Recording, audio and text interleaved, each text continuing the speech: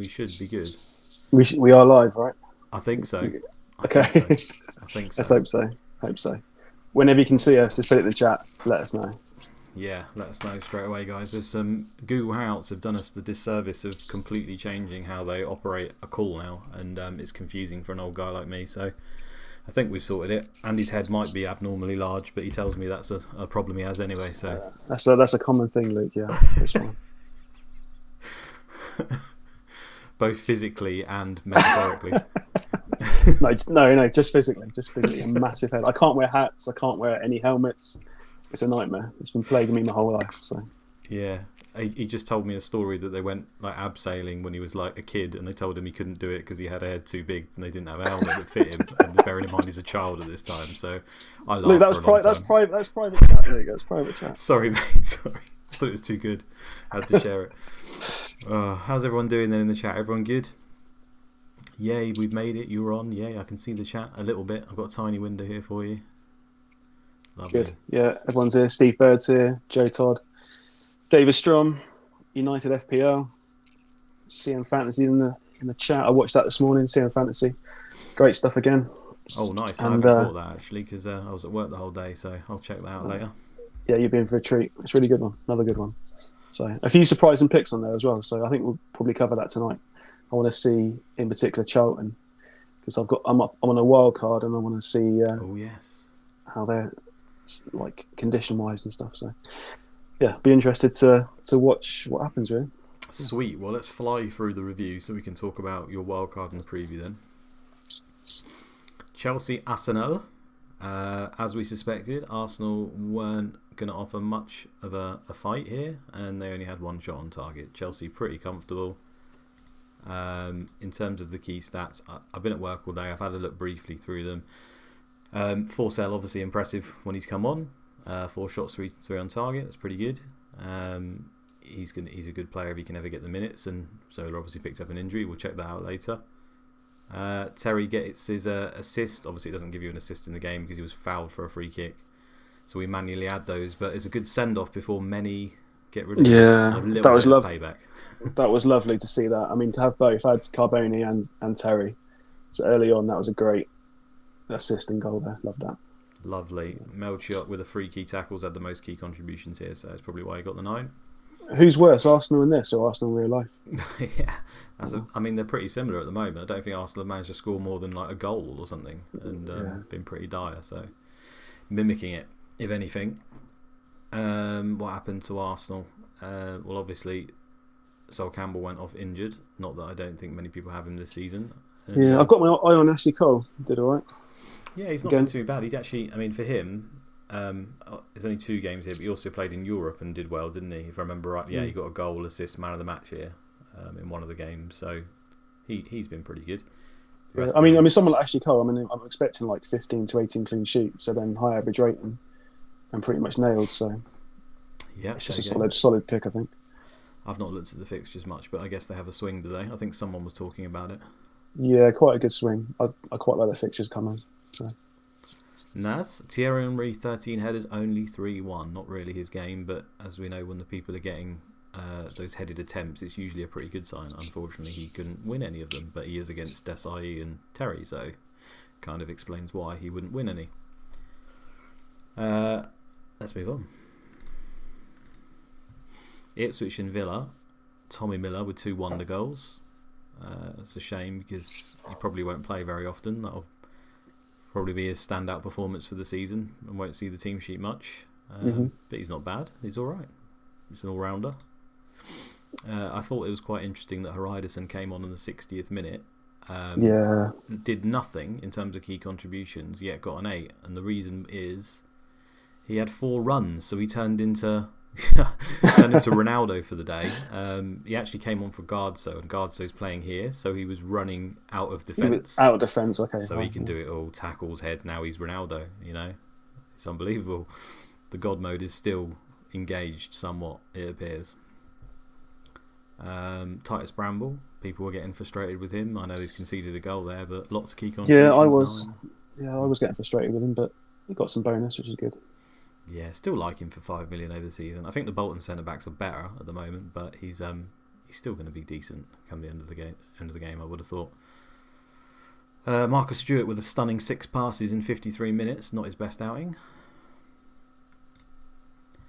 Villa, Juan Pablo Angels starting to turn it. This is what we kind of expected him from season 1, right? It didn't really materialise, but it looks like he might be here in season 2. And you think Angel now is probably the nailed-on striker out of the 3, because it was always a bit debatable which one would miss out, right?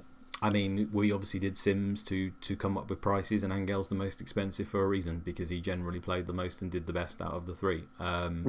You know, there might be the odd game where he will miss out, but overall, I think he's a decent pick. He's quite expensive, but I think with these strikers, the aim was always to price them in such a way that you probably wouldn't be keeping them long term, because we know you guys all love the top end strikers, and it's just to tease you really for some double game weeks and things like that more than anything, or a nice fixture run. I think Angel with a nice fixture run is going to be a good option. Yeah. Melberg was very decent again, 8. Missing Alpine next to him. Mills is not a centre back, is he? Did he play centre back? He did play centre back. Liverpool. Yeah, clean sheet was pretty much nailed on this one, wasn't it? Yeah, look at that. Dire effort from Leicester. 60% possession. As usual, though, Liverpool didn't spank. You know, they usually just, even when they're dominant like this, it doesn't usually end in a load of goals. Do they switch to taking it easy and seeing out games even at 1-0? I think they do, yeah. They just take it easy. I mean, the strikers aren't the best in the game, but I think it's more about their approach.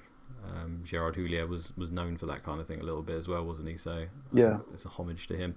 Just a cautious approach that sees them over the line to get wins and not trying too much to score many. It's just seeing out games, yeah. Nice. Heskey, I mean, this is decent. He had 1 shot off target. He got an 8. The benefit of Heskey being, I know Liverpool forwards are going to be obviously much sought after because they've got a double coming up. He only had 1 shot off target, but this is what Heskey does. He can get high average ratings in home games. It's a shame because he's not nailed, but if he was, he would be the guy to go to for me because he can actually outscore all the other forwards as well. And it's just that bonus because he wins the headers that I really like. Littman had a stunning game, though, 5 shots, 4 on target, so could have arguably got more. Fowler didn't even feature. I think a lot of people got him for this game week, didn't they? Yeah, they did. And I mean, I want to get Owen. I want to see his condition later. But even seeing that worries me that Littman and Heskey are still floating around and could easily start over Owen, perhaps. So, is it a gamble getting Owen? I know we'll probably discuss it later, but yeah, we'll talk. I guess we'll talk about that when we go through the condition and stuff. But I mean, here it's hard to know because this is potentially a reputation game. Leicester are actually the lowest rep team in the game aside from Man City. And it's a home game, so there's a very good chance that it could have been a reputation game. However, when they normally do that for a full team, the bench is usually all these kids, and obviously they've got Bishkan, Carragher, Fowler. So yeah, it's a full bench, isn't it, as well? Yeah, so I think for me it was just the general rotation that we know Liverpool do with, you know, their wingers and their fullbacks not being massively better than their competition, and they'll throw these guys in for that squad harmony every now and then. So that's more what I think this was. But you could argue it's a bit of both because sometimes the teams don't fully rep their whole side, do they? We saw it with Leeds last season where they did Hart and Kuehl in some games, but most of the other big names played. So there's always a chance it's a bit of a mix, to be honest. It's hard to know. Leicester were pretty shocking. I mean, Matt Elliott seemed to do okay, key contributions, and Gary Rowett has got an 8, got loads of contributions. Yeah, don't think anyone's going there though, so I think I'll move on from that. Izzet started the season really well. He still managed a 7. Away from home, but these midfielders you're not expecting to do anything in this game. Yeah, I mean Liverpool away I think is perhaps even tougher than United away because they just don't give up any chances at all to score. I mean, it's very lucky if you score against Liverpool more than United, I think. So if you've got assets playing Liverpool away, then probably bench them unless it's a top team, I'd say. Yeah, I think I agree with that. I mean, it's on pens, right? So we could have jammed one, but I think that's more what the message would be. If you've got them and they're set piece takers and they're penalty takers, you can give them a spin. But outside that, you'll be lucky to have a shot on target. It looks like for most teams, anyway. Middlesbrough Charlton. Middlesbrough are a bit of a letdown in terms of the result, but I mean, yeah, that is shocking. Shocking that it's quite tight though. I mean, it looks like that Charlton deserved a draw. Yeah, they had a lot more possession, but I think for some reason, Charlton were a bit of an anomaly last season in terms of they would keep some clean sheets in games you wouldn't suspect and just do okay. Generally, SimData, even for season 1, had them getting spanked all the time. And I think they've reverted a little bit more to type. It's interesting because they've actually improved their team, if anything, and now they're getting battered more often. I know this wasn't a battering, but so far they have been getting battered. So I think their games are going to just be high scoring all over the board. Like goals, I mean, the games are always open like this. I think they'll get goals, but they'll also ship a whole lot. So good team to target, I think. Yeah, and Kinsella started well. He's on the radar of a few now with a couple of goals this season. New heroes. I mean, last season it was Wilcox, and this season he's nowhere to be seen. And Kinsella's doing well. It's like we said right before that you have to almost forget season 1 in some regards. Wilcox is diabolical so far this season. And Kinsella generally is a better player than Wilcox over the course of the season because he's more of a goal threat. Yeah. Zapata was good. I mean, 3 shots. He's quite a popular pick, isn't he? He did have 3 shots. They're all off target. It was just wayward.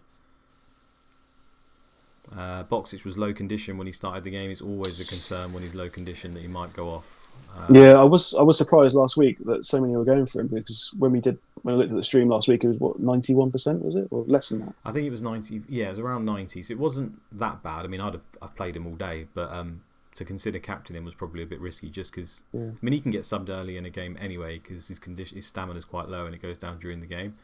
I do like him as a captain this week, however, which I guess we'll come to. And the Johnston now is has he returned in every game? I think he might have returned in every game. Not again.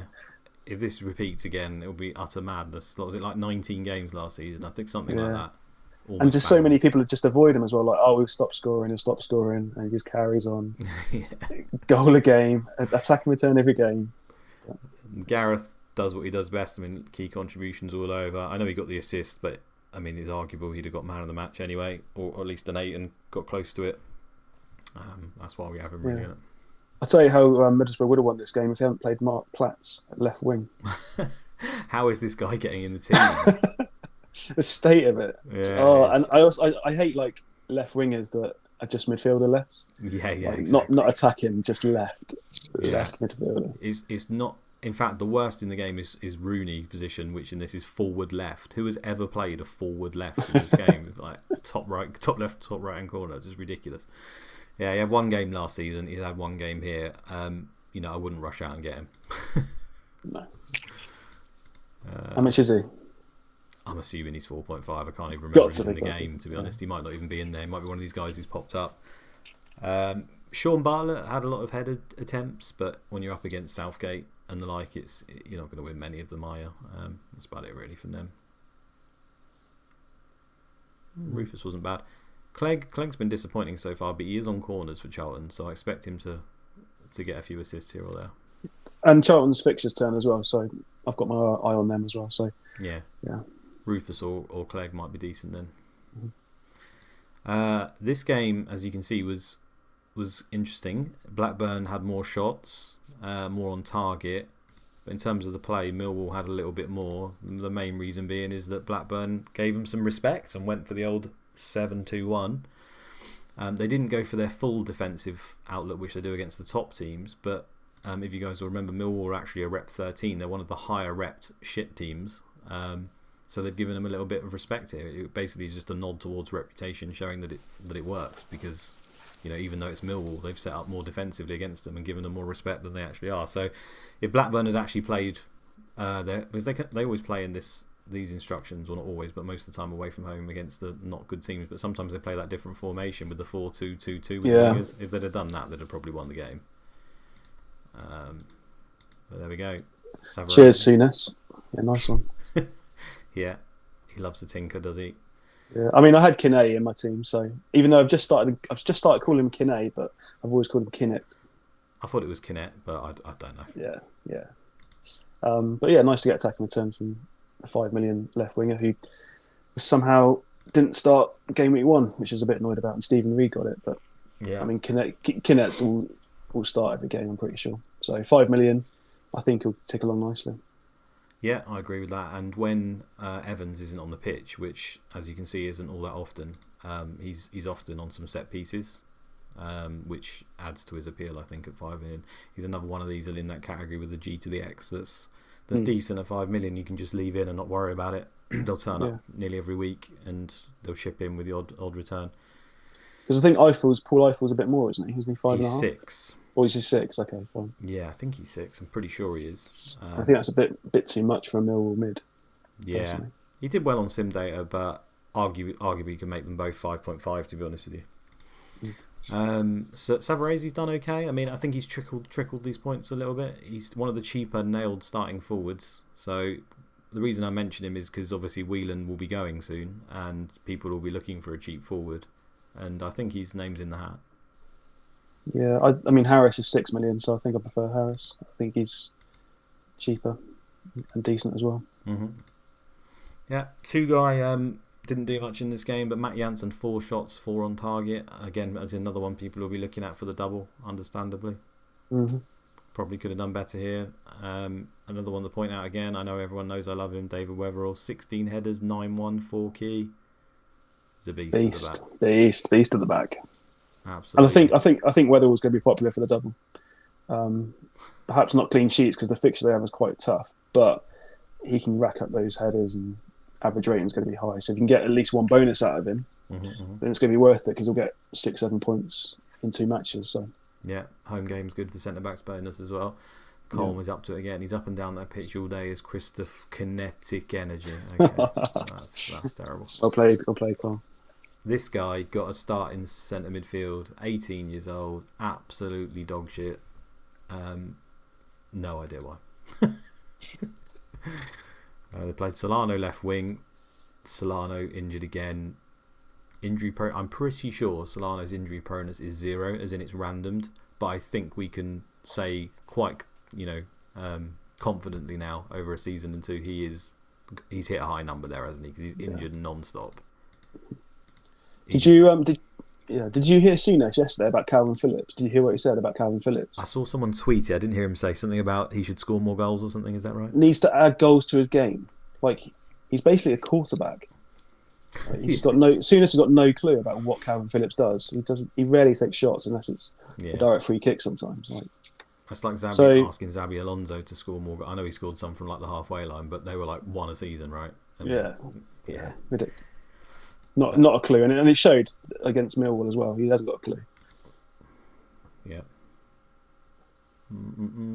This is the only thing with David Dunn, as I do like him as an option, and it's been mentioned before, because he's an attacking midfield centre, kind of like Scholes, but he can play centre midfield. When they play this formation, they don't have any midfield centres or MCs, so the game goes to shitters like him rather than Dunn, although it did correct it very early on, but it's annoying. Yeah. Arca. Yeah, I'm surprised this game was 0-0, to be honest with you. Sunderland games aren't very often 0-0. I know Leeds are not as strong away with the new manager, but that's not defensive. They've still got good players on the pitch. I understand it's 3-2 either way. I can't believe it's 0-0. Yeah, it was a surprise, but if we look at the key stats here, Iza and Tome absolutely bossed the headers, key headers. They won all of them, did fantastic. Both got 9s. And then you look over here, Viduka obviously had those headers, and he won quite a few as well himself and key. So he was still doing good, and he had 3 shots and they're off target. So Viduka, on another day, gets a haul here, or at least gets a goal or 2. So yeah, if you had him, as a lot of people have had him from the punt last week, you've been a little bit unlucky. For home to Millwall and then away to Sunderland, he did have chances. So yeah. I mean, he's not the same as last year, though, is he? No, I mean, so far under O'Neill, yeah, complete change. Just doesn't like this formation. Yeah, it's a different setup, and he's not liking it at the moment. I still think he's a good pick, but maybe not. I mean, he just can't compete with Van Nistelrooy at the moment. Is the problem, isn't it? That's similar to the Viduka Van Nistelrooy thing from last season.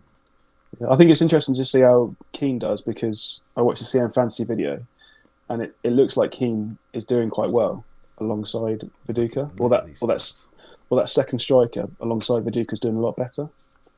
So I wonder if that's something to watch, because Keane's quite a good price. So yeah. Yeah, and his attributes are mad. We've been through it before.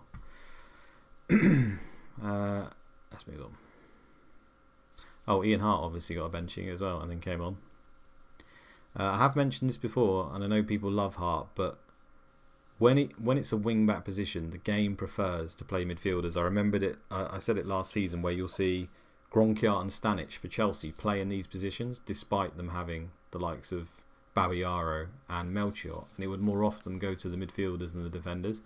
Hart's a lot better than Singh is, but because of that seems to be in the game, they will occasionally drop Hart and play Singh, and it obviously happened here. Sim data suggests it as well. Sometimes Hart would play even below 30 games. The thing is, when he's on the pitch, he's utterly ridiculous most of the time, and would often be the highest scoring defender overall. So, another Sims, he played nearly all of them. It's a little bit of luck of the draw, to be honest with him. Right. This is a great match. I love this match. It's Tottenham though, isn't it? Entertainers. Yeah. So I tell you what, I'm going to show you my favourite thing first. I noticed the match report. Okay. So bearing in mind, Tottenham went 1-0 up, then it was 1-1, then it was 2-1 to Tottenham, then it was 2-2, and then they get the goal to go 3-2. What do you do when you're 3-2 up and you're in the 90th minute, Andy? Oh, you defend. Right, like your lives depend on it, yeah. Watch this. Derby tried to get men forward to support the attack. The fourth official indicated they added on time. Tottenham looked to push forward in numbers in the 90th minute. Go on, Spurs. I'd love to see that. It's brilliant. So and it worked. Attacking works. It works, but I would suggest when you're in the 90th minute and under the cosh and you've conceded 2, that you probably don't want to smash forward in numbers. And this sums up Spurs for me. They could easily get battered in any game, not turn up. But what are they doing? Some teams, like we've already mentioned, put on the handbrake and tried to shut off the game. Spurs, they don't have that in their locker. They're gone for it in the 90th minute. It's great. It's great to see. Look at this. It's just a mauling. Derby got lucky, really. 63%, 19 shots, 13 on target. Wow. Poom did well, didn't he? Yeah, he did well. He got quite a few save points. Davies, Poyer, Selakovic, the whole lot of them, Rebrov. I mean, all of them could have been good. Well, they were good. It's so hard to pick one. I don't think you can go 2, but I mean, all of them are great. I love Davis, love Poyer, Selakovic. You probably need in there. Yeah. Yeah. Could you have 2? Could you have 2 in there because they're so attacking and they are good players? I mean, I don't see there's any. I mean, you could have Selakovic, Poyer, Davies, Poyer. There's a whole combination. I still like Rebrov. These guys for targeted run of games are just great, and to be honest, leaving Simon Davies in because he's the cheapest seems pretty smart to me anyway. Just because you can get points in any game with free kicks and stuff. But yeah, overall, I mean, Poyer 3-1-2 here, 8.33, and I think Davies is exactly the same, 3-1-2. He's got 1 man of the match, but 8.33. So as Davies is 0.5 less at the moment, is looking the better option just slightly. Yeah, and can we trust the Ginger Pele to start games? Or even come on? Is he good enough to put in the squad and hopefully he comes on and goes up front for the last 20 minutes or something? I mean, you could do, but I just think once they've got Everson back properly and once they've got Dean Richards back, I don't see where he fits in. So I think it was a short-lived flirt, and this is the one game he started up front, and obviously they didn't like what they saw after 31 minutes. So there we go. So he wasn't injured then, he just didn't fit in? No, I just don't think he was doing anything. Not attacking enough. 7 passes, 7 completed, and then fuck all else. I mean, he only gave him 31 minutes, to be fair. But when you're this dominant, maybe they expected more from him. Tony Gardner's great substitution as well. What's it up to? Lee Morris is starting to get minutes now for Ravanelli, and I think I said at the very beginning that this guy can actually do all right and eventually replaces Ravanelli. So I don't think it's happening yet, but look out for it eventually. Yeah, I did put a spoiler in the chat as well about Derby. So yes, there's big news there. So we'll come back to that in a sec. Oh, do you want to talk us through Petkov's performance, Andy? Carry on, Luke. I'll just sit here because, I'm just a meme to myself. I know that. You know he's good as well. When I know he's good, but just for to not have him in, just for the bants, isn't it? It's funny. I appreciate. I like Arca, and I thought Arca would do well. I thought he could match him, but Petkov's a great pick. He's a great player. I think Arca's matching him at the moment, isn't he? Still. I think he's just behind now. Okay, all right. Yeah, but Petkov for this game and the next game they've got is brilliant. So, but again, I won't have him in my squad, and I'll just pray that he doesn't repeat that performance. Yeah, fair enough. Well, Watford are. We're going to find out in a minute when we look at their team, but they're a little bit weakened for this game coming up, so he might be all right. I just want to note that Galley again, 4 million started. He's now played an 8 and a 7, and that included having a yellow card in this game. So for 4 million, for me, he's looking the best one because he can still get a bonus and he's actually playing, so that's a bonus as well. Yeah, David Strom in the chat saying that the salt is real. Yeah. It's those free kicks, man. He scored a beauty of... I mean, this week, I think we had 5 free kick goals across all the games. I was doing okay. I mean, 2 players that just killed... Well, I did get a green arrow this week, and I'm up quite a lot, but Petkoff and Veron just... Yeah, they made some people well over 100, and that really hurt, really. Yeah, I can feel the pain in your voice. Yeah, it did. I was thinking I was having a good week, and then Veron and Petkoff ruined it, so... Paolo one chop. I know he's been pretty good so far this season. Again, 4 shots, 3 on target. He's still looking like a good pick here. Didn't work out for him today, but he's still looking good. I say today, obviously it wasn't today. Jamie McNamara as well managed to pull out a 10. Lots of key contributions. Didn't have any. He's a good player. He's a good player. You come from Celtic, yeah, he did, yeah. Yeah.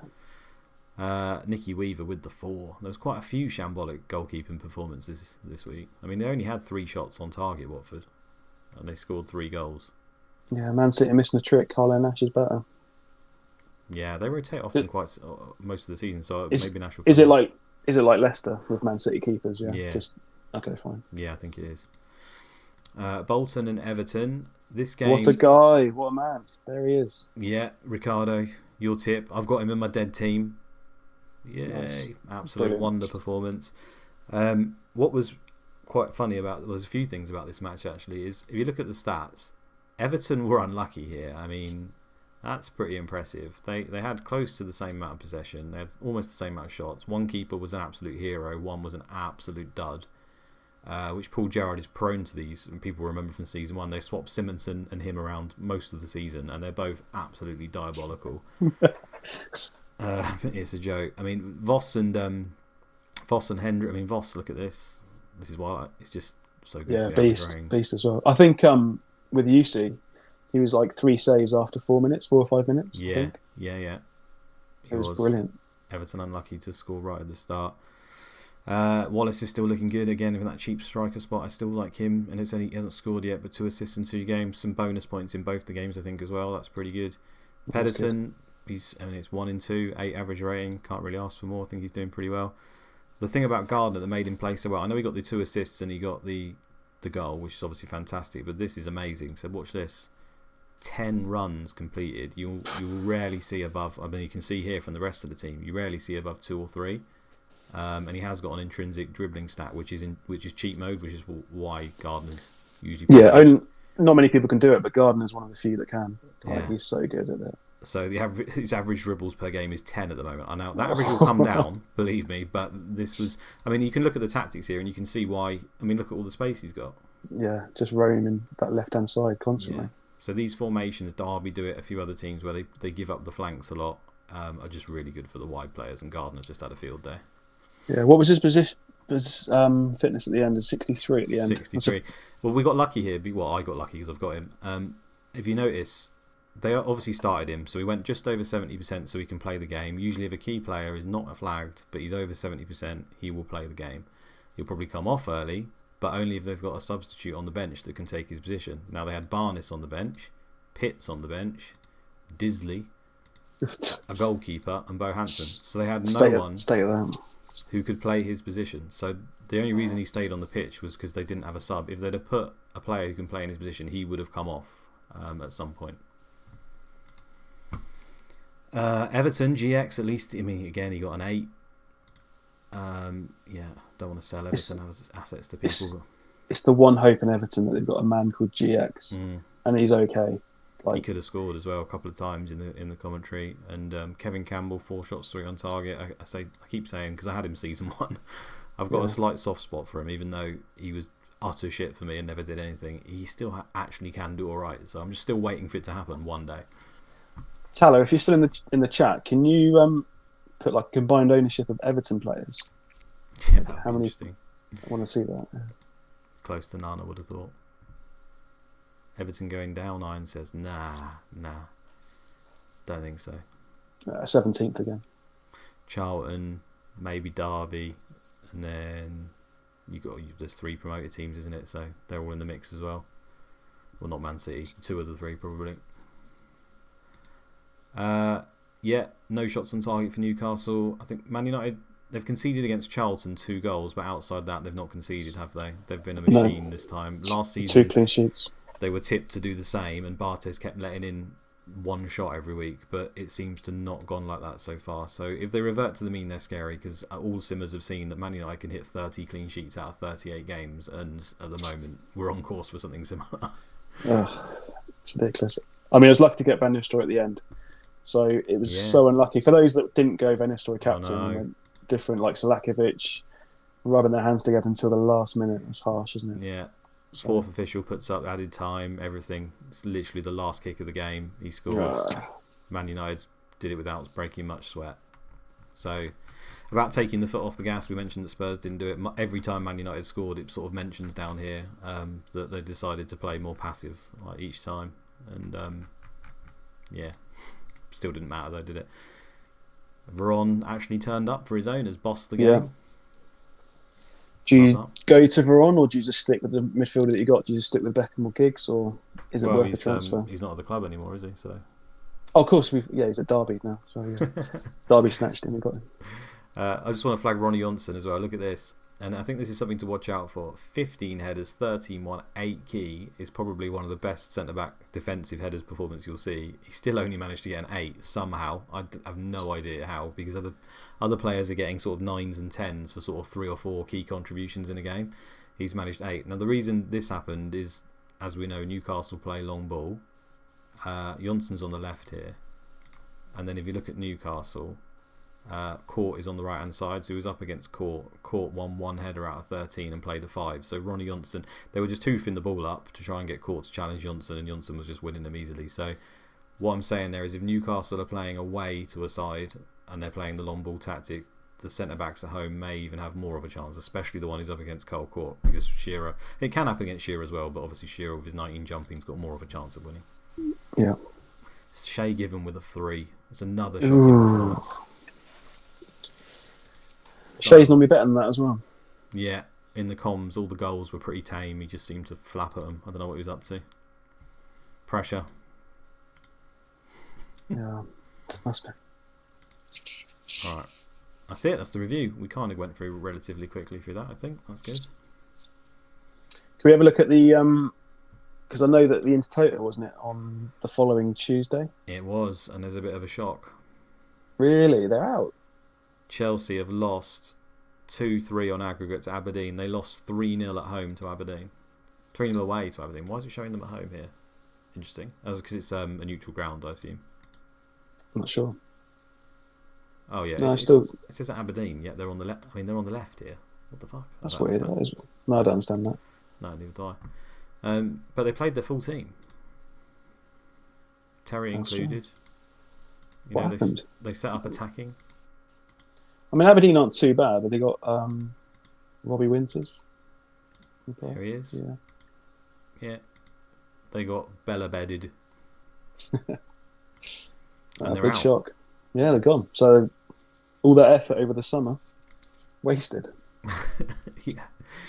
The Intertoto was a complete fucking waste of time. Oh man, it's so bad. Like no one wanted to be in it by the end. Yeah, because in the game as well, when you play it, it says, "Do you want to apply for the Intertoto Cup position?" And I always say no, regardless. Like, because I remember how everyone used to turn their nose up it and say, "There's no point doing it." And the fitness in the summer, you get to the first game of the season and you got like 3 injuries and yeah, every player's on like 12% condition. It's like the German League with the League Cup. Yeah, starts immediately. Yeah, like 3 days after you click in the game and everyone's on 60%. It's stupid. Was there anything else in Europe, Andy? So, I mean, yeah, that will probably mean the UEFA Cup's been drawn. First round.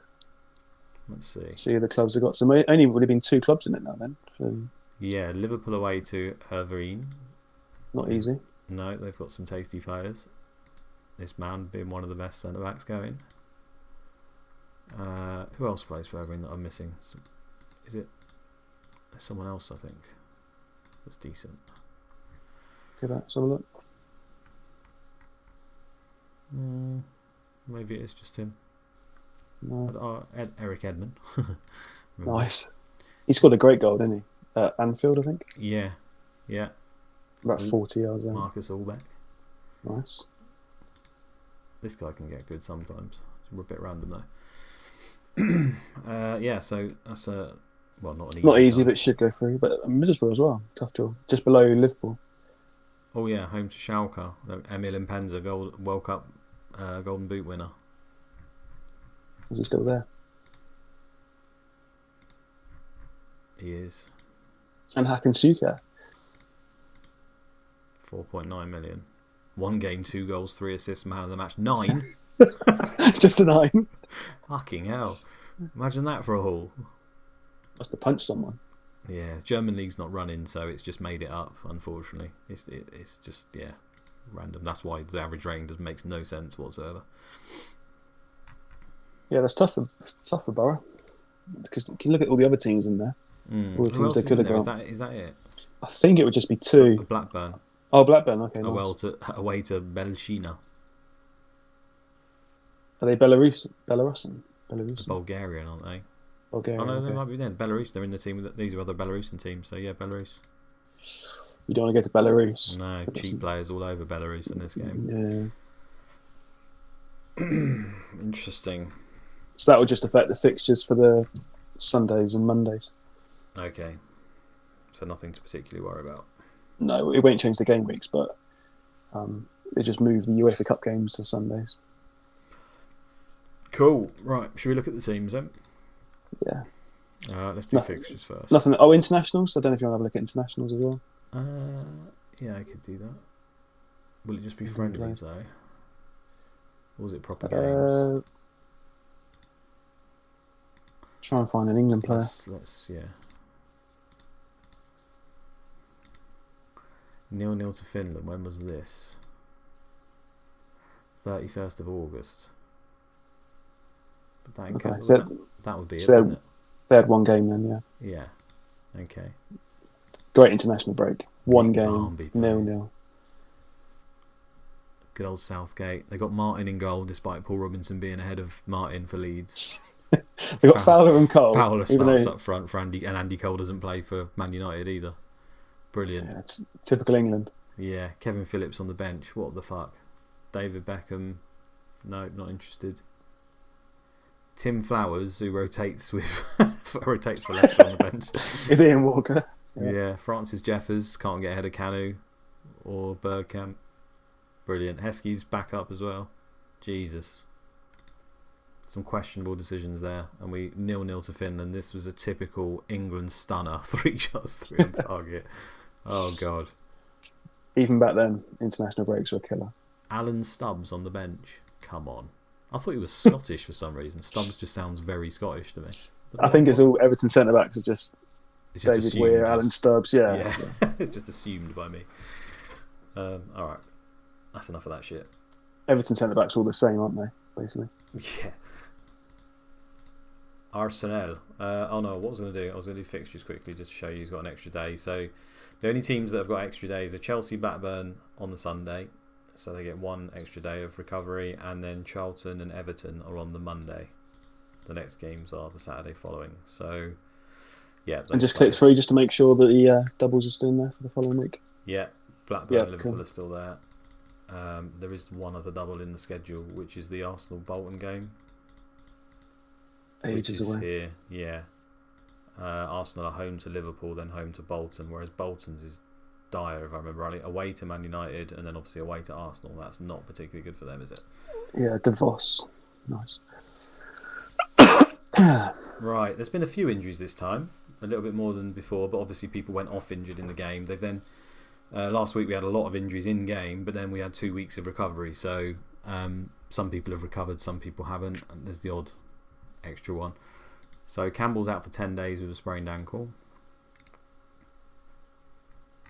No one cares about this guy, but he's got a gashed head. I thought that was quite interesting. That's good to see. Just mixing up now. Bruised head, gash. They're just throwing Gash's shins at random into the game and seeing what comes up. Gash stomach. Yeah, that stubbed gash is coming out sooner or later in the mix. Yeah, everyone else is good, including your mate. Yeah, actually, cool. I mean, I've been doing some tinkering on wildcard. I mean, if you look at Arsenal's fixtures, they are pretty good. I quite like Joe Cole, but we've also look at Perez at 7 million. What do you think? Yeah, he's likely to be on pens, so I like him, and he's playing wide, and he's cheap, so I don't dislike it at all. There's always that slight concern that he might get a benching. He's just not done anything, but he can be like quite good. I mean, that's okay, isn't it? 10 assists. I mean, he was in the league last year. But it was less than that, wasn't it? The thing is, for a targeted run of games, he could do well, but I just don't understand really. I get the Patrick Vieira losses just seems to have destroyed them as a team for some reason, and it's. I still again we run Sims for pricing, and Henry is that price again for a reason. There were occasionally Sims where he's hitting 30 goals again and absolutely smashing the tits off of the competition. It's not happening so far again, but the possibility it will happen. Is there. It will happen. Yeah, it will happen. It will. I think it's the fact that he didn't do too badly. It's the fact that he gets 2s and 3s in a game, and then goes missing for 2 or 3, rather than getting one every game. Ticking along nicely, you can captain and get 16 points. It's kind of like 2, 2, 20, 2, 2. Yeah, unpredictable as to when they're going to come quite often. And he doesn't. How is he not starting? Oh, yeah, I love this guy. Can they actually sign someone decent as well, like Bastardus and ticking off? I just fed up with these. I mean, they're playing this fucking clown at centre back most of the game. What is he doing? I mean, Upson's not great, but he's better than him, and he seems to be ahead of him. I'd even play Lusney right at centre back. Yeah. To be honest. Then now the funny thing here with Richard Wright. Oh, Holloway as well. Yeah, now they're dropping Holloway into goal. I mean, what the? You could argue it's just squad rotation, but it might be they just don't like Richard Wright. They didn't like him season 1 for some reason. England international, Richard Wright. Yeah. One to keep an eye on, I suppose. I mean, Maniga didn't even get a game, and I thought he was ahead of Holloway, but apparently not. So has Holloway been priced? I don't think he has. Someone will have to tell me if they go to the site, but Maniga is. I would have almost. I think we got to add him into the game. Yeah, 4 million, and then he plays 37 games. That'd be interesting, wouldn't it? Yeah. Aston Villa have got 2 people you've never heard of injured, and everyone else is good. I think there's some news about the Lord as well. Oh, is there? Has he gone? I think Panda was saying... Yeah. Steve Bird is Wenger on the crack pipe. Yeah, it started early in this game. He was still good for a few more years, wasn't he, in real life? But he started early. He started to hit the smack.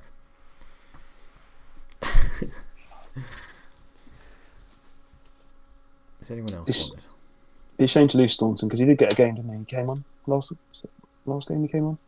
He did. He did come on. At least, yeah. I think he was on the bench last game as well. He was. Right, let's move on. Blackburn. You can see Lasso is 90% strained neck. Injured during training, so it's a new one. He could still play at that condition. FPL captain saying Holloway not priced up, but I think now that he's played, I think we got to put him in at 4 million. Now that he's played, we'll have to price him. Whether he ever features again or not, honestly don't know, because the Arsenal goalkeeper situation is almost unprecedented as to what's going on there. Yeah, there's some little bit of low condition here or there for some of these guys, but they play tomorrow, as we said before, so these will all go up to close to 100%. And a lot of them aren't first teamers anyway. People looking ahead already for the double for Blackburn. So as we mentioned already, I think Weatherall's a good pick. I didn't realise Westerveld was so expensive. I thought it was 5 million, but it's 5.5. So that kind of put me off a bit. So I don't think I'm going to get Westerveld in my wildcard because of the price tag. It's just a bit too much. He just does well for average. Out of all the keepers, he seems to do the best for average rating. So he's one of those guys again. If you're on like a free hit or something, or you pick him because he'll probably get you some bonus points even if he doesn't make saves. Apparently, PLO saying a few unhappy players. Yeah, this is the squad harmony thing we talked about. You'll find this across all the squads now. They've got so many players and so many of them get unhappy that it's they don't really manage it very well, and a lot of them get pissed off. They want new contracts, they want to move, they want to play. There's all sorts of reasons, and the game's not good at selling players or managing it, and that's why occasionally you'll get these people dropped in to try and appease them for one game, but it doesn't really work. What was wrong with Janssen? Was Janssen unhappy? I think he wants a new contract. Yeah, he does. Okay, deserves it. It shouldn't affect him. The only ones it seems to affect are the people that request a transfer. They often then just don't play, regardless of who they are. Even if they request a transfer and then say they now want to stay at the team, but it still says request a transfer, they don't get a game. Is there anything else? Say Blackburn for the double. What is their fixtures for the double again? They're pretty tough, it's not easy, but you probably want one asset in there, maybe.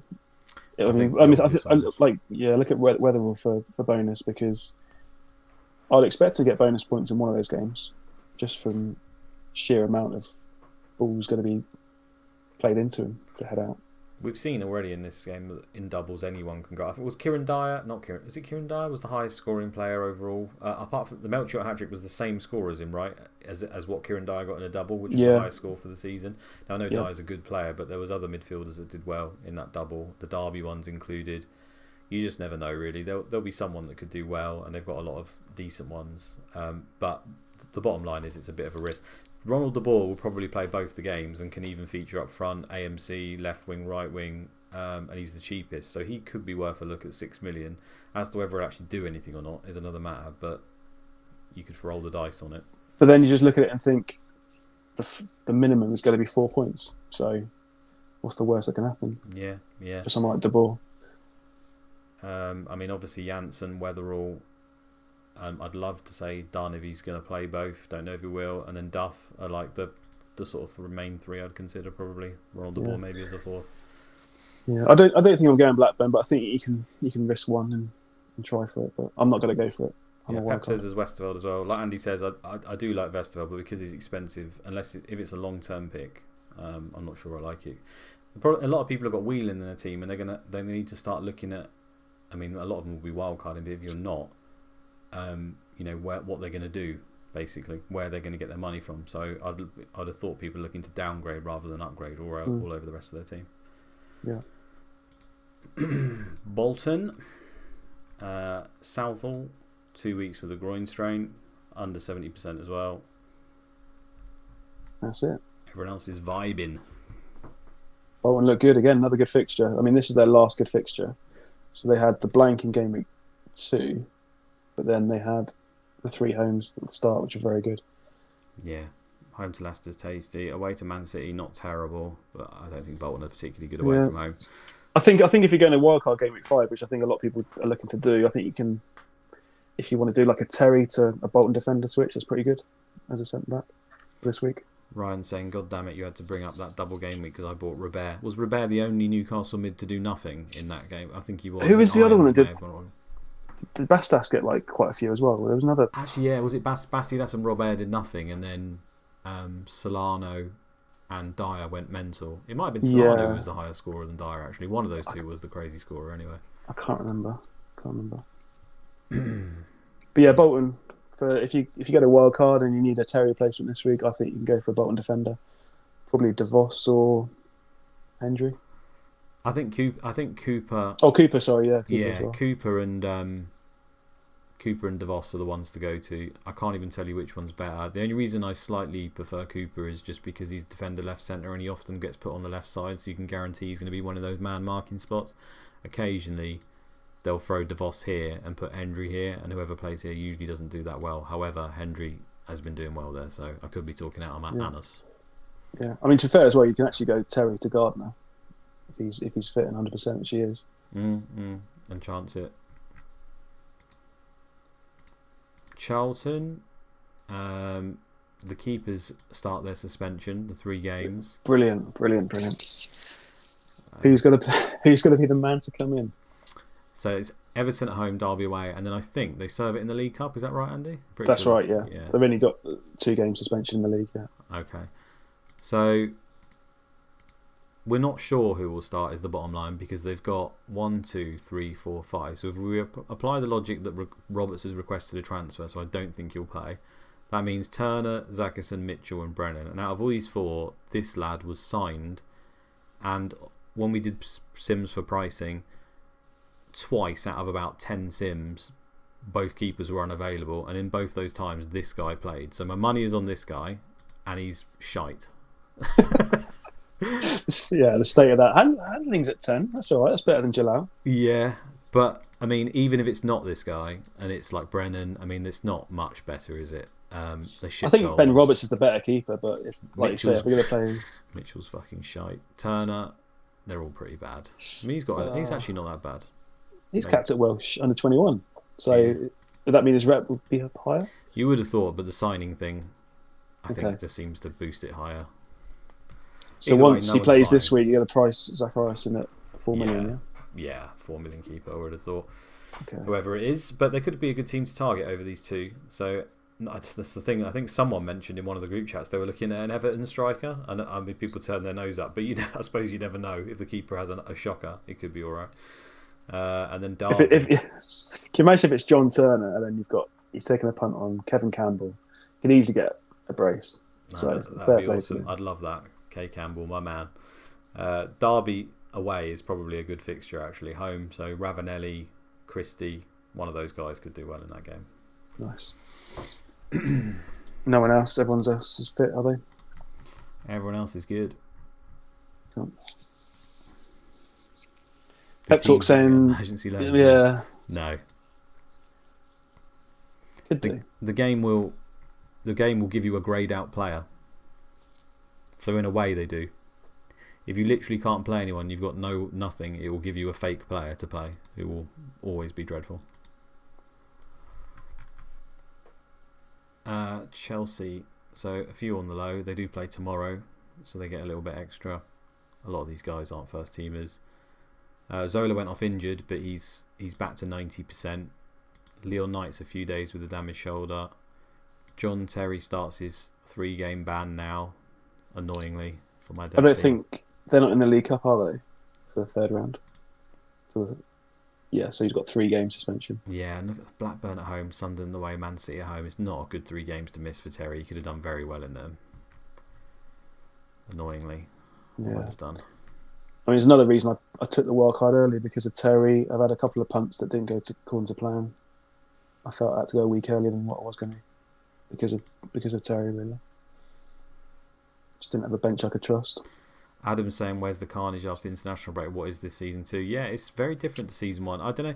There was a period where it was quiet for a while at the start, I thought, and then towards the end. But we had a period of utter madness at one point where there was just ridiculous injuries every week. This time we're not getting the injuries. We're just getting the surprise benchings a little bit more, I think. So it's kind of making up for it for random team sheets. So there we go. Derby, again, there's nothing really going on here. Strooper's injured for a month. Everyone's good. New signings. Oh, yeah. Almost forgot. So there's been 2 new signings.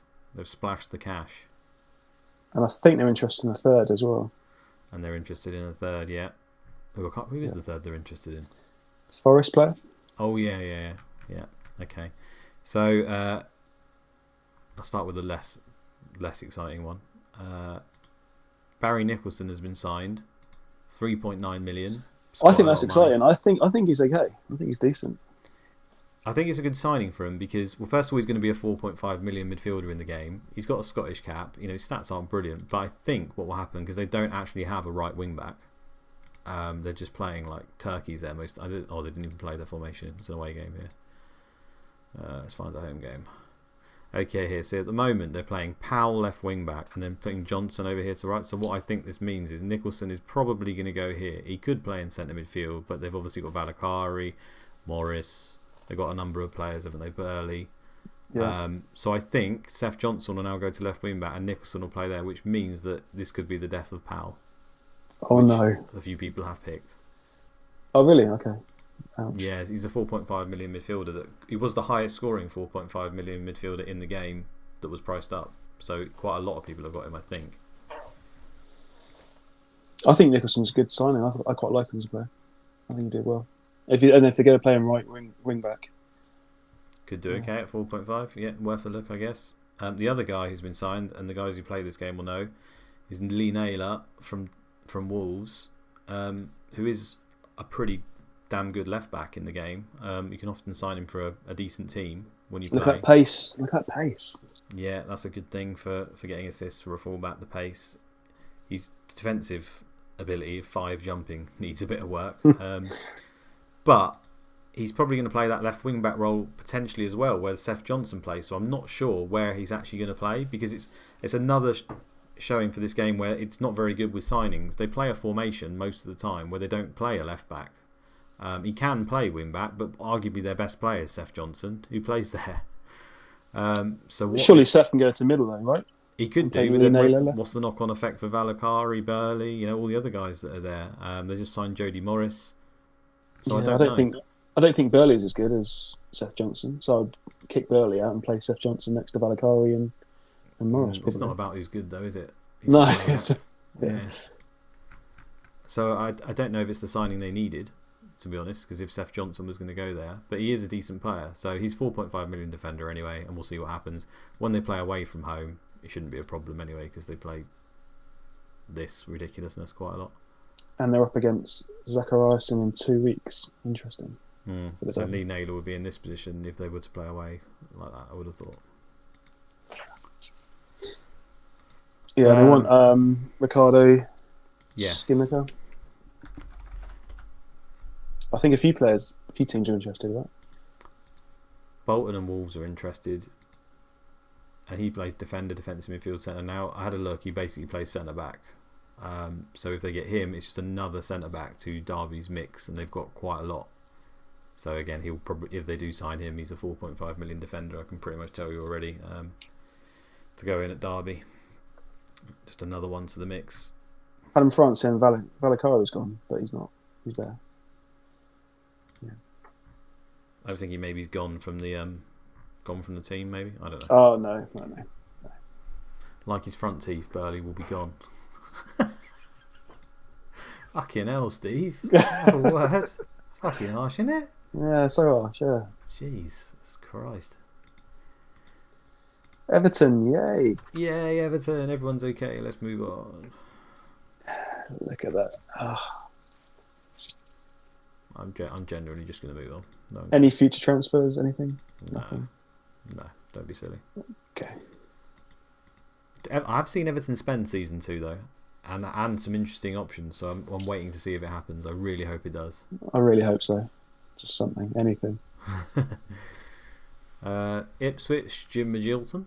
I'm sorry to say, has strained his neck and he's out for a few days. Poor Jim. Alrightison's still unhappy. He wants to move to a bigger club. Everyone else is okay. Serini wants a new challenge. It's too easy for him with Horizon in front. Ipswich are, I think, interested in someone as well, aren't they? Don't remember. Oh, yes. Yeah. Amongst a whole host of other teams, is a free transfer. Junichi Inamoto, let go by Arsenal, but they're interested. Great to see him back in the Prem. Just for those Japanese fans that you get at the stadiums. Sell some shirts.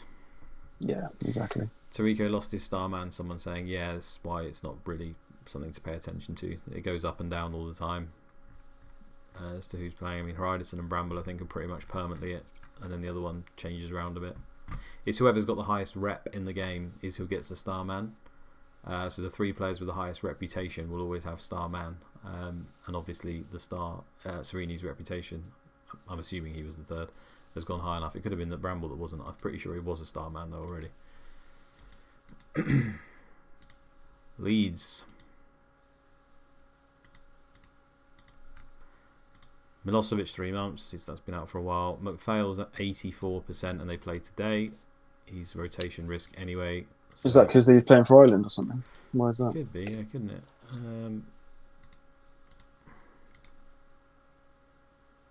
No, it didn't even feature. Under 21 game, maybe. We know it loves them. Maybe. Or reserves, I guess, as well. Yeah, that's what I meant. Sorry, by reserves. Yeah. Everyone else is okay. What's Coleman now? He'll be Janichi in tractor if he goes to Ipswich. That's bad. No, Janichi in a tractor. Okay. No, not having that one. In a moto. It's quite good actually because of motor and tractor. Actually, I think that's pretty good. I'll give that to him. Janichi in a tractor. Yeah, I got it, but I don't. Yeah, you've had better, Colin. Leicester are gravy apart from Joby McAnuff, 2 weeks with a sprained ankle. I think every time I see D Boateng, I think it's Derek Boateng from Panathinaikos who turns into a beast. And every time I'm disappointed when I see Daniel Boateng, 21, shite. Midfield right. Yeah. He'll probably play. I don't think I've never signed someone midfielder right. No. In all my 19 years. I think Bowyer's midfield right centre. He doesn't count them.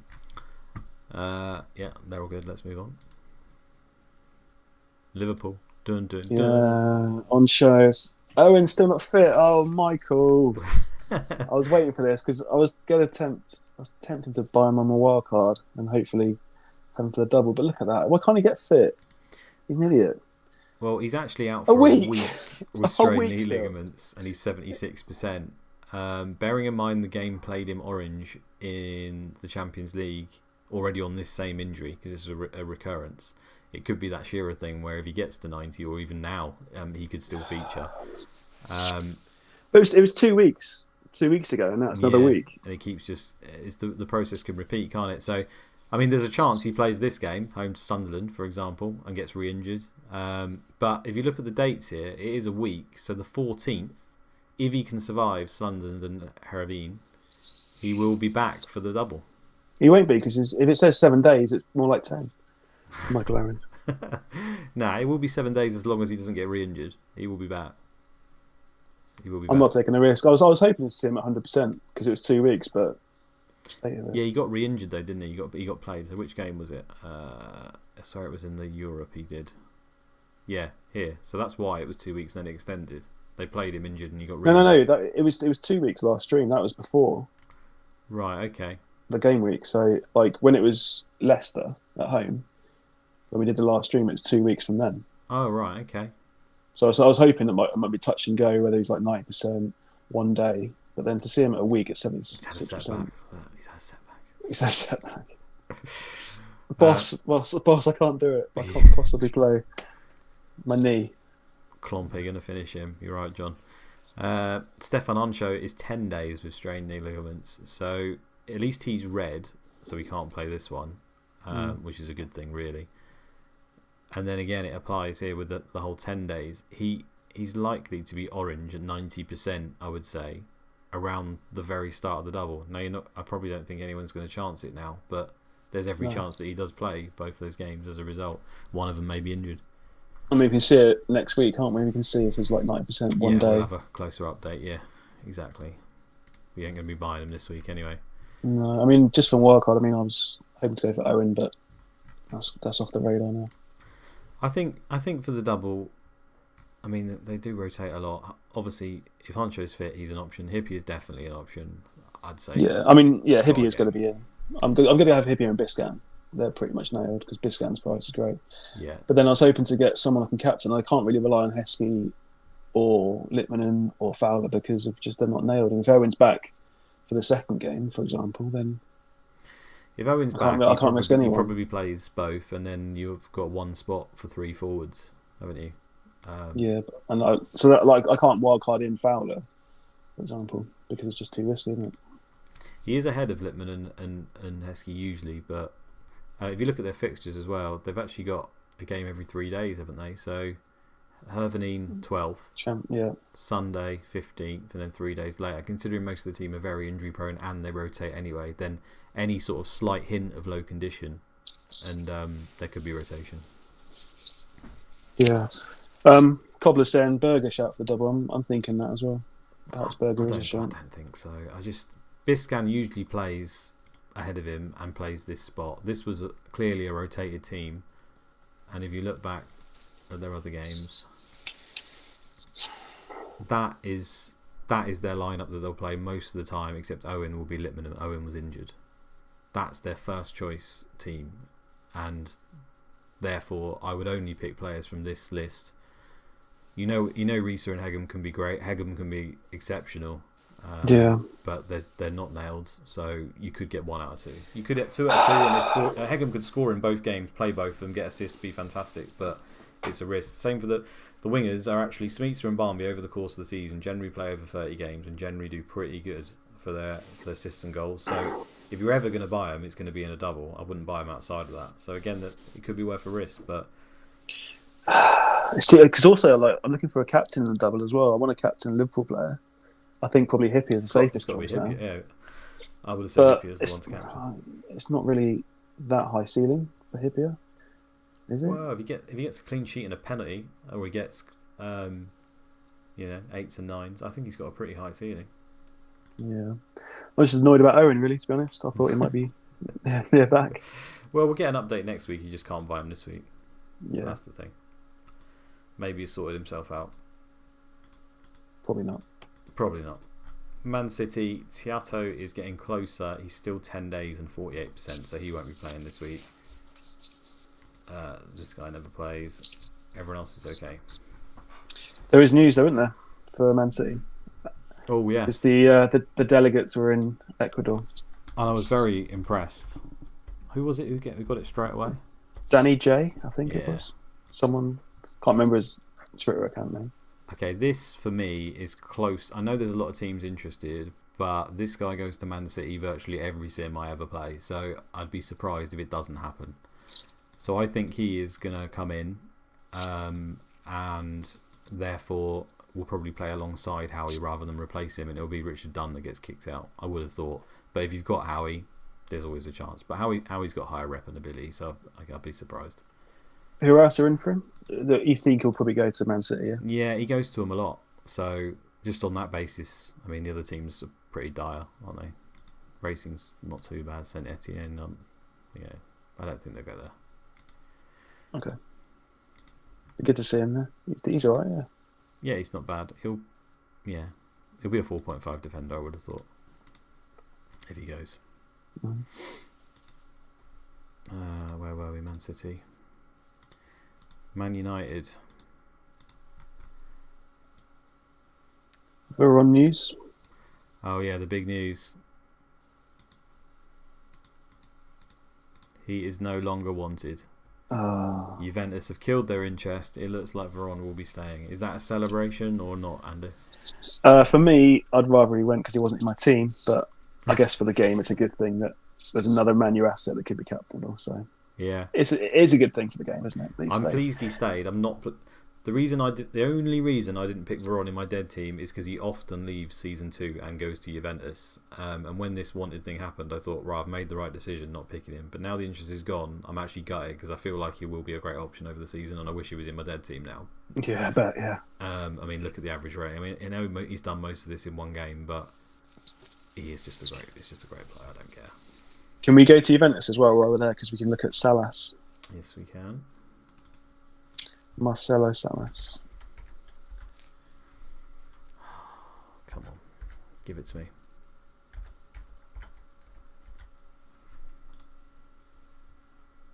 All unhappy. Fake players. These were the fake players I was talking about earlier. Yeah, unhappy. Everyone's pissed off. Salas requested a transfer. 23 smackers. But no one's interested because it's so expensive. They need to bring that price down. Do you see him moving though, or not? He won't come to the Premier League though, Premiership, will he? I wouldn't have thought so. I probably have seen it in the past. So many games played, but I can't remember it. Mm-hmm. Iron saying, do I expect Veron's form to continue based on the fact he started well? No, I don't believe in form. I just think Veron's a great player and he was unlucky season 1. I think he's better. The setup is better for him this season because it's direct passing in the centre midfield spots. Do well in that position quite often. So, and he's on everything: pens, corners, free kicks. You know, we've already seen last week there was 5 goals from free kicks. sometimes they happen, sometimes they don't. So his returns are often based on whether the corners and free kicks are converted and whether they get penalties to add to his normal very high average rating. So I'm on my wildcard. I can't get for both Veron and Van Nistelrooy. I don't think the squad looks good with both in. Who would you prefer if you're going for one out of Van Nistelrooy and Veron? It's Van Nistelrooy. It's just Still, easy, yeah. isn't it? Yeah. I think there's an argument to go York and Veron and then captain Veron in the Man United games. We saw, it worked last week, but you have to rely on York then playing and continuing and doing well, which he sometimes rotates for Andy Cole. And I just think the easy option is just to go Van Nistelrooy and not piss about, to be honest. Yeah. I mean, that's what I've done, but I actually haven't got a Man U midfielder at all. I've just got Sylvester and Van Nistelrooy. I think in the interest of playing fixtures, and that's what we like to do in this game, it's very tough to have Veron and Van Nistelrooy as a result, and therefore I probably wouldn't have him because I like to play the fixtures. Like if I was playing seriously, that's why I've said if I had a dead team, I'll just leave him in and not worry about it. But I don't think you can include them easily. At least I haven't tried. It didn't look easy when I tried at the beginning of the season. No, it wasn't easy when I did the wildcard with both in. Like, your bench suffers, you kind of scrambling around for 4.5 mids, and I just don't think it looks good. Yeah. I mean, we've got Brian Hughes as a 4.5 million mid is looking good.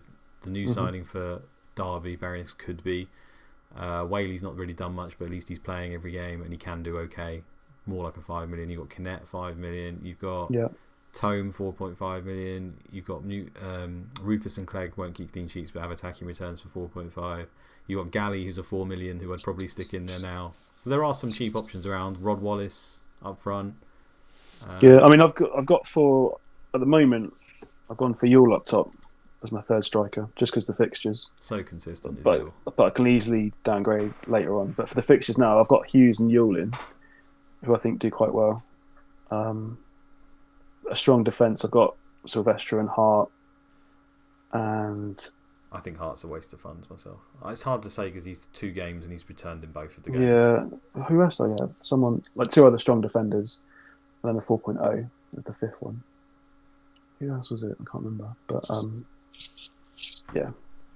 We'll talk about it. Right, when we've gone through them, we'll have one little look at your wildcard team and talk through the next few fixtures. Middlesbrough are quite interesting to people, I think, probably because they're playing Derby at home next game, which I haven't looked at CM Fantasy's sim data. Does it come out well? I think you've watched the video, haven't you? I'd expect it would do. What's that for Middlesbrough? Yeah. Were they one of the better teams? They were one of the better teams. Cepeda does very well in the sim data. Yeah. Who's the fixture against? Sorry, I just can't remember. Home to Derby. Home to Derby, yeah. It's decent. Although I think, I can't remember exactly the clean sheets, but I know that good assets. Like Cepeda did well. Surely this man. Yeah, had Boxic on there. Not as high as you'd expect, though. Okay. I think, I like him for this week. He's 100%, so that's obviously a good sign. In terms of the injury, Ricard is now 90%, only 1 week away. So there's a chance that he plays ahead of Whelan, because we've seen it happen before. There's also a chance that if that happens, Whelan comes on as a sub for him or whatnot. I mean, and even Boxic gets subbed early, so Whelan could come on in that regard as well. I've got no idea who'll start from the 3. Whelan will probably get some minutes, but it's probably after this week a time to look, isn't it? Yeah. I'll see him Fantasies in the chat. Cepeda and Boxic, she said, are the ones who did well. Okay, It nice. was Boxic, yeah. Okay. Nice. I mean, Johnston as well will do pretty good. I mean, anyone can do good. Derby give up the flanks quite often, don't they? So depends if Platts plays again. Yeah. Gordon could still do well. Anyone can do well in the game. It's just a great game.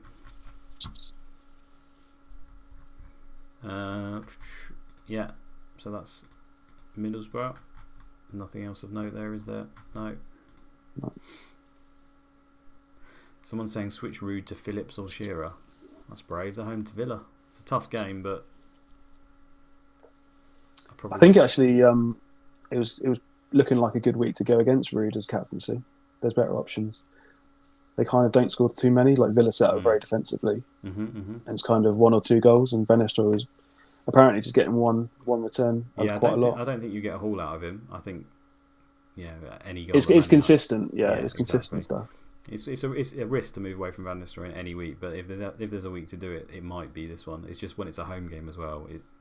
It's risky. Everyone knows that. Millwall have got a broken toe, not a stub toe, and it is to Stephen Reid. So that early, I think he was one of the most subbed in players after. He was the most subbed in. The most, was he? Yeah, the most. Yeah. So since he's appeared once off the bench and broken his toe, so that was an absolute clusterfuck of a transfer. Whoever, if you made one of the people who made that, have a look.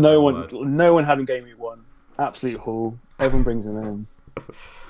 Yeah. Great trolling from Stephen Reid. That. Yeah. Could affect some benches. And everyone else is good. Nice. Newcastle obviously weren't much of a factor last week because they were away to Man United, but now they've got their full team. They've got a tough game, but they're home to Arsenal, so it will be attacking and long ball. So we'll see how Arsenal cope with that. So this one was quite a high scoring game in the sim data. Yeah, so Arsenal, you could see like 3-3s. You could see Arsenal win like 4-2, stuff like that. Nice. So. Well, Arsenal play attacking away from home. So when that's the case, you've always got a chance for an open game, right? So that doesn't surprise me.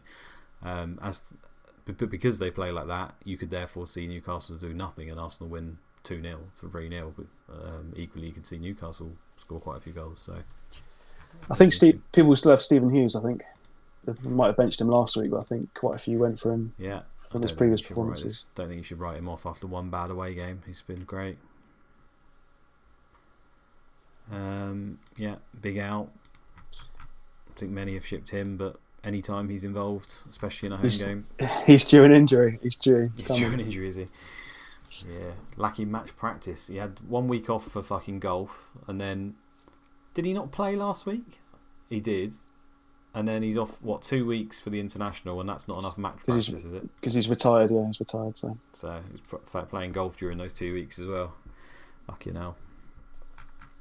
Might be doing some punditry training, is maybe? that a goalkeeper defender? It is a goalkeeper defender, Steve Bird. Welcome to the next big thing, Gary Cooper, ladies and gentlemen. Changing football, Gary Cooper. He is, I mean, he's tall. He's a goalkeeper. You know, he's like 6'8", goes into centre back. Can't fucking win a header for shit because he's got 4 for heading. But he's there. I mean, what the fuck? Gary Cooper, was there like a program with like different places or something like that?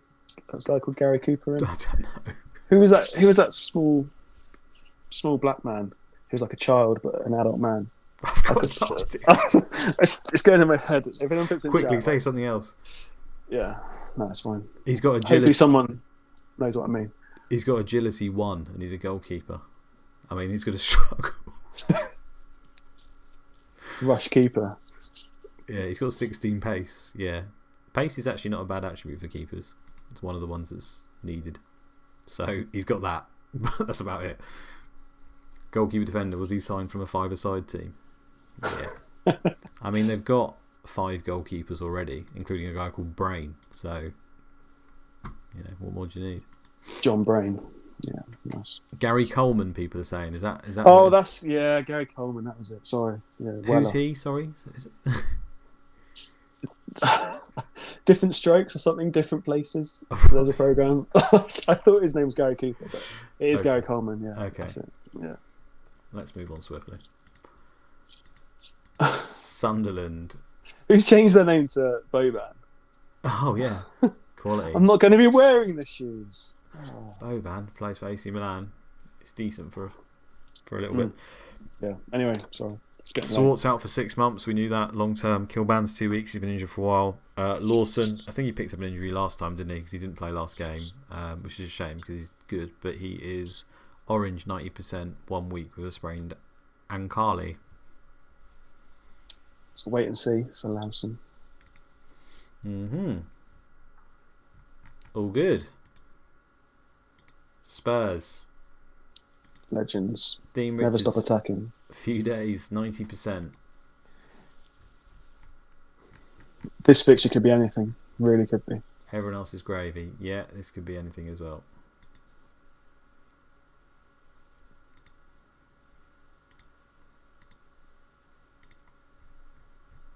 Yeah, I'd probably want a Spurs asset for this game.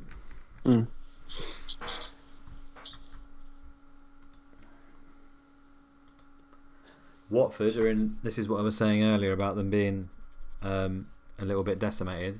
They've obviously got Vega, who decided to headbutt one shot, out for 3 games. He's easily their best defender. So he's out for the next 3. Who comes in? So Galley's definitely going to be starting. Who would come in, do you think? Yeah, I think it's probably Ward. Where's he gone? Yeah, Ward will probably play. I mean, he played one of the games already. He's one of the better centre-backs. So yeah, Galley's a great pick for this week. I think I'm going to get Galley in. I think it'll be Galley and Ward at centre-back. Cox is injured as well. He's sometimes his first choice, so that's not ideal for them. And then the big loss really is they're already playing one Muppet in centre midfield alongside Venenza. They usually play either Glass or someone like that in centre midfield. Or Swannell. Swannell's played, isn't he? Yeah, Swannell, Glass. But now Venenza is out for a few days with a bruised thigh, but he's red. Fucking hell, that thigh decimated. So now they're going to be playing centre midfield, where they don't actually have any. I mean, Venenza's a midfield centre, not a DM, but he's more defensive, isn't he, than the likes of Swannell and Glass, who are both AMCs and not particularly good defensive stats wise. So could be interesting. Hargreaves is 16 and shite, so he's not going to be playing. Pitcher occasionally gets a game, maybe it'll be him, but they're all AMCs, so it'll be interesting to see how that affects them. I mean, it's a great game, home to Millwall, so might not be a problem. Will it affect Petkov? That's the thing. So Petkov will just stay on the left. He stays on the left, yeah. Barely ever. I mean, I'd be stunned if he went to centre midfield, but I suppose it could happen. Okay. They can play like Gale down the left or something like that. That never happens, you don't think? I don't think so. I mean, it's CM, maybe. But Petkov is basically a permanent fixture on the left wing from what I've seen. People are saying don't bring Petkov this week.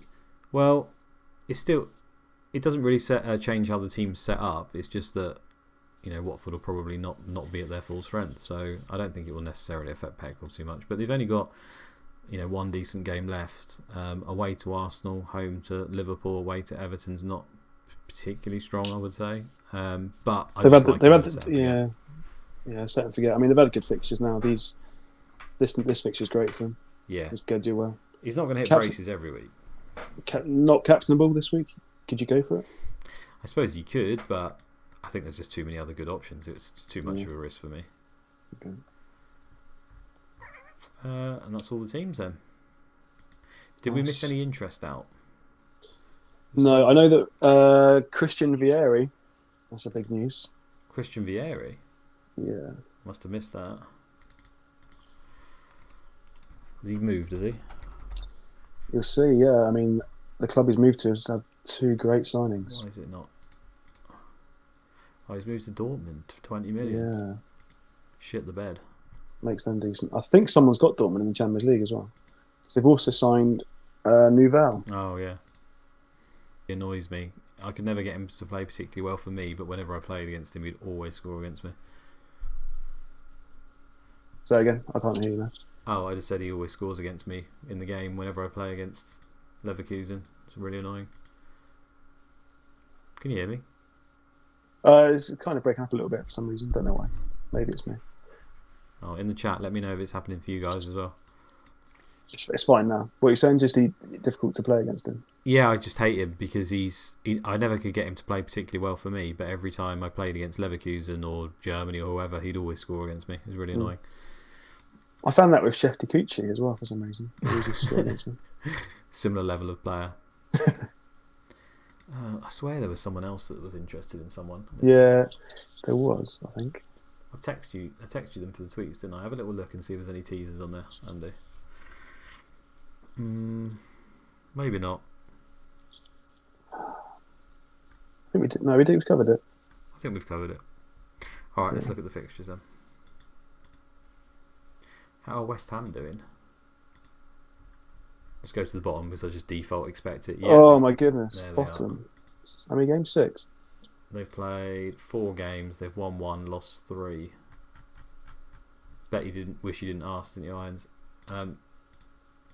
They lost a lot of their players, didn't they? Or most of them were shite anyway. But all the good ones. So Kanita and Defoe. Yeah. Let's see who they've got. Who's actually any good still? The most expensive player is Todorov.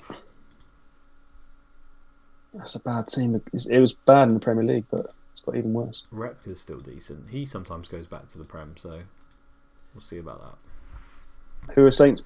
I mean, Saints are banging him. And is BT like top goal scorer? 4 games, 3-1. I think he's got 7 Oh, goals. Kevin Betsy.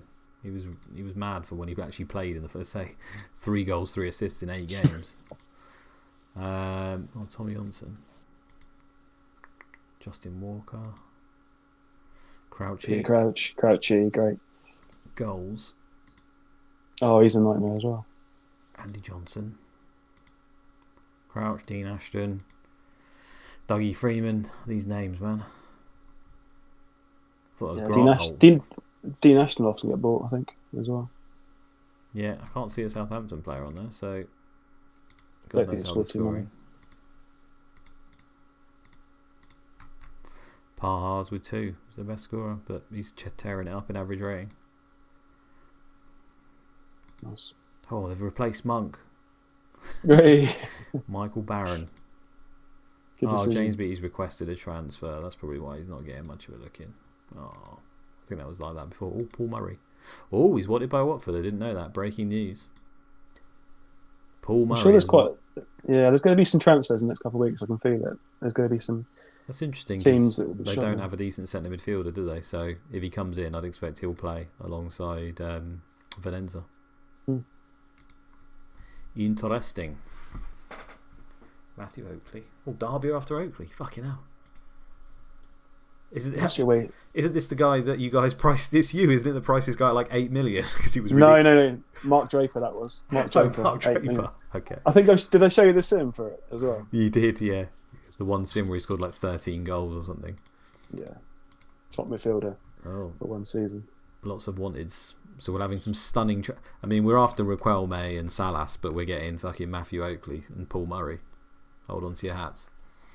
Go to like the top list of value players, like see who's wanted there. What in for Southampton? No, for like the whole game. They're the most expensive player. Yeah, because they only show up in this list if you've actually scouted, and Dave hasn't scouted anyone, so there'll be loads of players that aren't on this list that should be on this list, but obviously the most famous people usually are. So there's loads of wanted, but yeah, in terms of value, Chivas, Fernando Diamenco, yeah, Simon Colissimo, wanted by Aberdeen. Oh, Roberto Di Matteo, wanted by Lazio. That was another one. Yeah, it was. Yeah, Juraj Djorkaeff, Montpellier. Oh, not Bolton. That's a shame. Yeah, he's gone to Ajax though. Hurtado's there. Claudio Hussein, this guy's sometimes good. Oh shit. Who's he wanted by? Lecce. Jamie is an interesting one. Yeah, nothing stands out massively. Nothing stands out. It will come.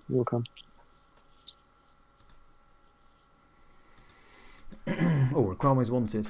Who by? Please be Leeds. No. Oh, come on, Leeds. Don't go to Deportivo. Don't do it. Ollie Solskjaer. West Ham. There you go, Irons. You might get Ollie. He'd rip up that league, to be fair. Yeah. Alright. Fixtures then. We've talked through them quite a lot whilst we've been going. Do you want to touch on any fixtures and wildcard and what you're thinking, maybe, quickly? Yeah, I mean, just for wildcard, I forget my team up, actually. Let's have a quick look. So, I mean, I had Owen in there, but he's got to go. So my team at the moment, I'm pretty set on it, is Jaskalainen in goal. Just going to keep him in there. Not rotate. I was going to have a rotating keeper, but just couldn't afford it. So I got Jaskalainen and Steve Harper as a 4.0. Just stick with Jaskalainen. My defence, I'll have Ashley Cole, Ian Hart, Hippier, Silvestre, and Galley. Fucking hell, there's a lot of money. So there's a lot of money. Midfield, Zepeda, Bowyer, Hughes, Brian Hughes. And then Biscan, and then a 4.5. Can't decide which one yet. So double leads in Bowyer and Hart. Double leads, yeah. Right. They're decent. And then up front, Yule, Van Nistelrooy, and I've got money for another premium in there as well. So right. it's not Owen. I can't remember how much he is. 11.5. Okay. I think it's 11 or 11 and a half. So it could be Don't fancy Matt Jansen for the double then? not for the double. The fixtures are too tough. I do fancy Rebrov for this week, and maybe I Yeah. do switch to someone for the double.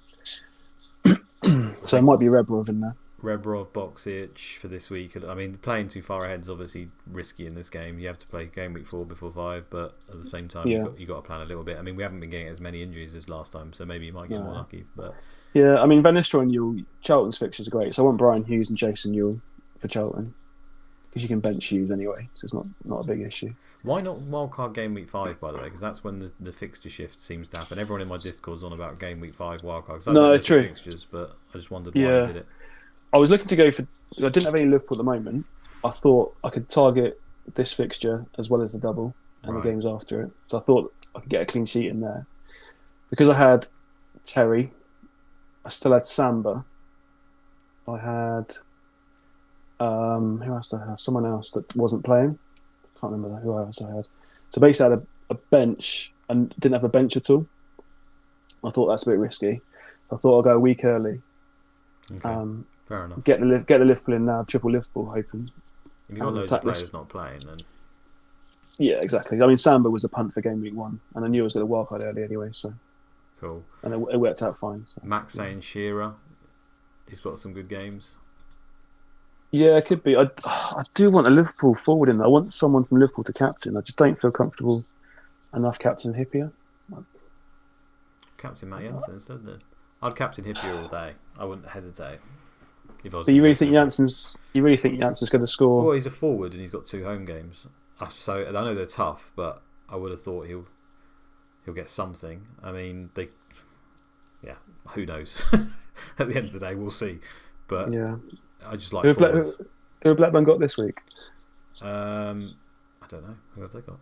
They're away to Chelsea. That's a terrible game. Yeah, so I don't want another transfer. I wanted to bring in. Well, Newcastle kind of ticks that box. So, like you say, Shearer, they're home to Arsenal, not the best, but it's all right. And then they've got 2 decent games after that. And it's Shearer away to Leicester, home to Derby. I like that, Mac. Yeah, that's the spot I need to have a look at. The other premium. I want 2 premium forwards.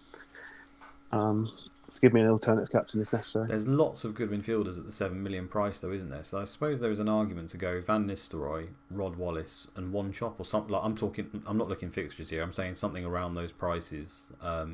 What, and get another premium in? And then get lots of 7 million midfielders and stuff around that bracket. But then I suppose swapping works. I don't know. I still love the likes of Hippier at 6.5, a Bolton defender. You know, we all know the ones that are pretty good back there. Sylvester. I mean, Man United are keeping a clean sheet every week. Sylvester still looks great. Yeah, I mean, I like Ashley Cole. I think Arsenal got some good fixtures, and I think Ashley Cole can get some clean sheets, get some bonus in there. So, same as Sylvester. Ian Hart's good. My defence is heavy. I know that already. I could go cheaper. I don't know. Lots of decisions to be made. I mean, annoyingly, Owen is causing me a headache because I had Owen in there, and if he was fit, then it'd be fine. So, but, yeah, lots to ponder. But I only get till Tuesday evening, don't I? That's it. You only get to Tuesday evening, my friend. You better sort that shit out. Yeah. All day tomorrow.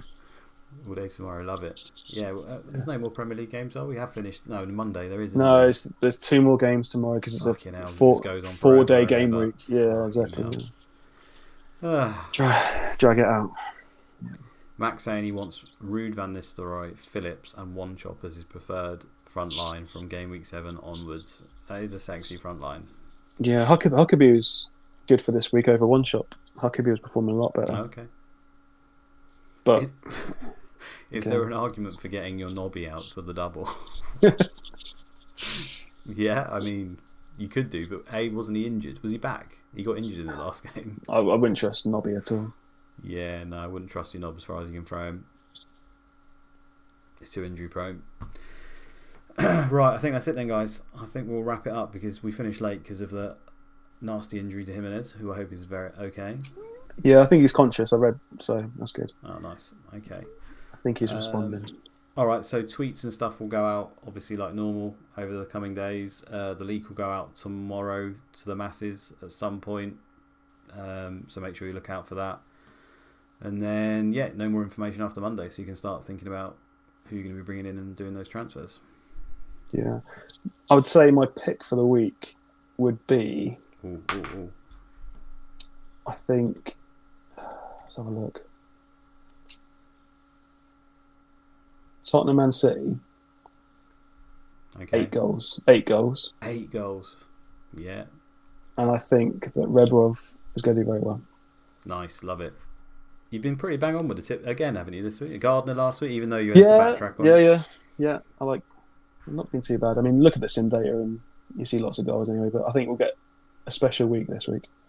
Sweet. I hope so. Right. Yeah. We're about to find out anyway, so I shall catch you later. And thanks for tuning in, guys. Cheers, Luke. Thanks, everyone. Cheers, guys. See ya. Oh, how do I get rid of this? 50 million screens. Oh, this fucking notification.